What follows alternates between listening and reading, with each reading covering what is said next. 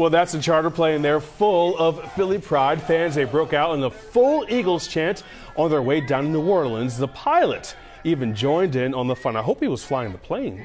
Someone had to. They're in good hands, I have no doubt. Yes. Well, it is the hottest ticket in town, and it's going to cost you a pretty penny. Not quite as much, though, as it did last year. In fact, Super Bowl prices are the cheapest they have been in years. Now, according to StubHub, the average ticket is now $7,000. That's down 16% from last year's game in Las Vegas. We're joined now live by Rick Rydell. He's a professor at Temple University and also the executive director of the school's tourism department. Rick, good morning to you. Good morning. How you doing today? Doing all right. Yeah. So how significant is this drop, would you say? It's significant. We're seeing this dip, and certainly part of it is based on where the Super Bowl was last year, right? It was in Las Vegas. Big destination spot.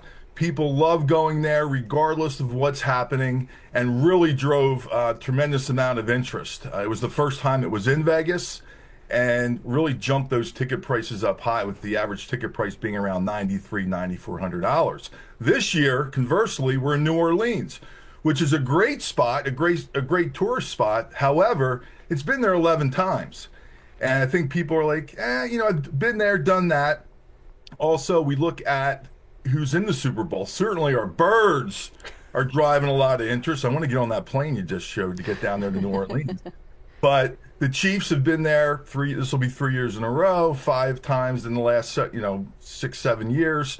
So there's their fan base, which much smaller than ours, they've spent some money in the past. So I think that's certainly part of it. Also with New Orleans, unfortunately, with the instances of New Year's Eve, and certainly some weather. Recently we saw people ice skating down Bourbon Street, the perception of what's going on down there. So I think some of those factors, also hotel prices, amazing with a little bit more limited number of hotels. 2-star hotels are going for $1,000 a night. 4 and 5-star hotels are going for $4,000 and $5,000 a night. So you buy your ticket, and then you're still having to pay all these add-ons. But certainly for some of those factors, it has reduced ticket prices to the lowest that we've seen since 2019, when the Patriots were concluding their run as well. So that timing is interesting. So there's a lot of factors here at play driving ticket prices down. Well, let's look to the future now, Rick. Sure. What does next year look like? Can you forecast out?